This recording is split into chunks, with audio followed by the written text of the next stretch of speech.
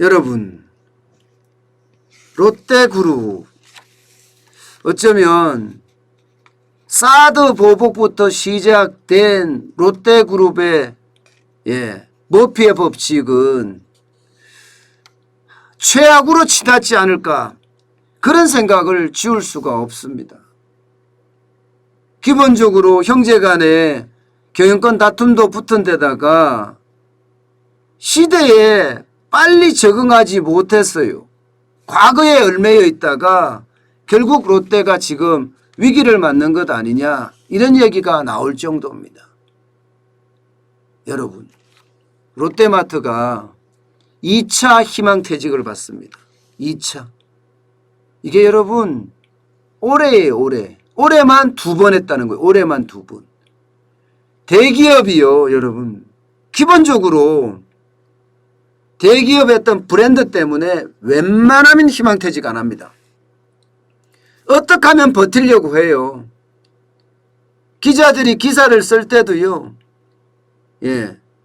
이게 부정적인 기사가 안 나오도록 롯데는 롯데고 대기업이고 되게 관리를 합니다.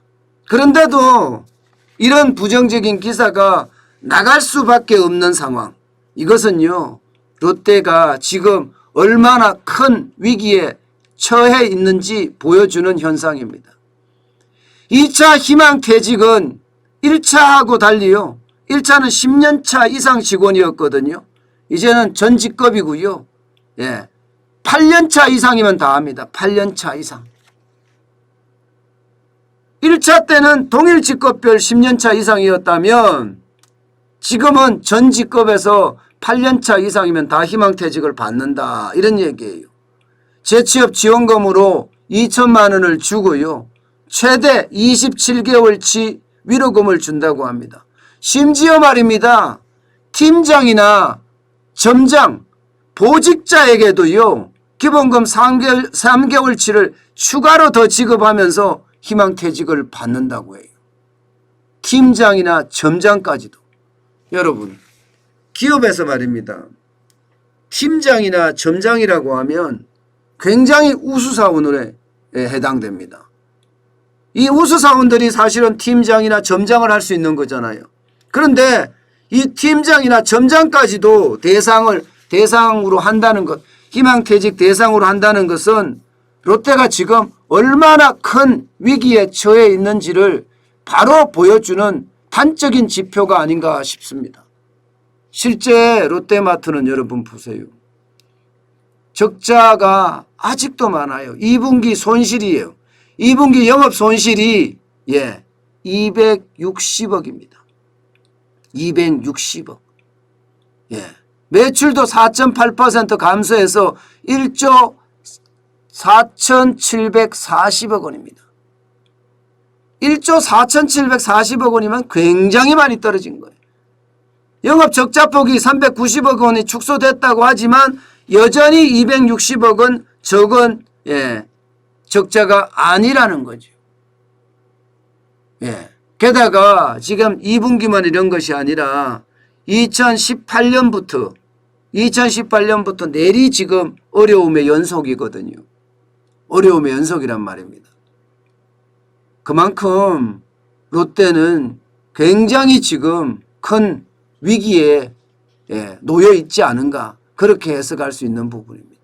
그런데 여러분 보세요. 이마트 한번 볼까요? 이마트는 완전히 정반대입니다. 이마트는 2분기 실적을 보면요, 전년 동기 대비해서 9.6%가 증가해서 3조 8,940억 원을 기록했고요.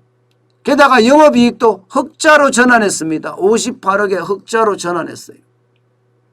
이게 같은 경쟁사인데 상황은 완전히 다르죠. 상황은. 롯데마트는 계속 적자를 늘려가고 있고요.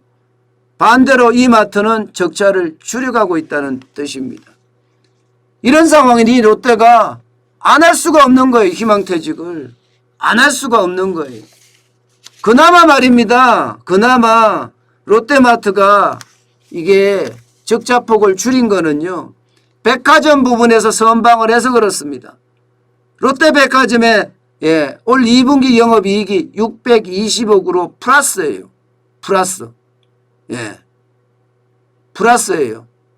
그러면 그나마 이 롯데백화점에 622억 원을 하지 않았으면 아마 롯데마트의 적자폭은 훨씬 더 클 겁니다.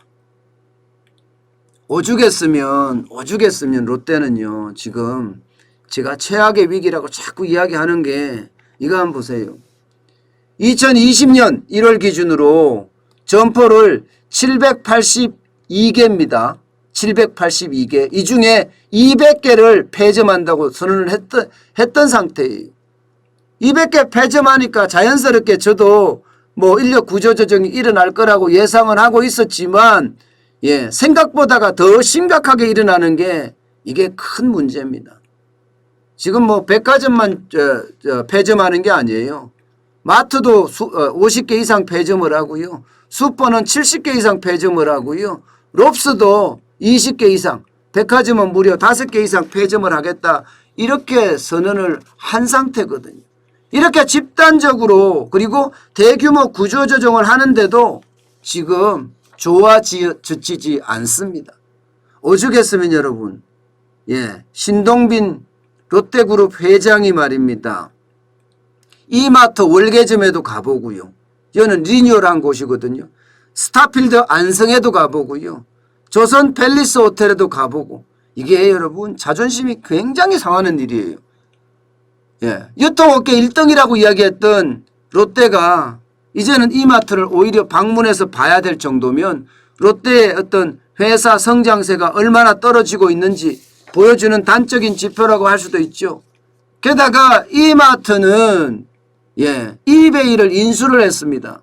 반면에 롯데는 이커머스가 제대로 예, 작동을 하지 않았습니다. 롯데온도 외부 전문가까지 영업을 해서 지금 뭔가를 시도를 하고 있지만 움직이지 않아요. 그런 걸 보면 롯데의 위기가 얼마나 심각해져 가고 있는지 예, 보여주는 단적인 지표들이 아닐까 생각을 해봅니다. 여기에다가 유통업계는요, 쿠팡이라든가 마켓컬리라든가 예, 11번가라든가 뭐 한두 개가 아니죠. 한두 개가. 온라인에서 아주 강세를 나타내는 쪽이 말입니다. 오죽했으면 예, 롯데는 평생 직장이라는 게 기본 기업 문화인데 그 기업 문화도 깨트려 가면서 그것도 한 번이 아니라 2번씩 희망퇴직을 받을 거예요.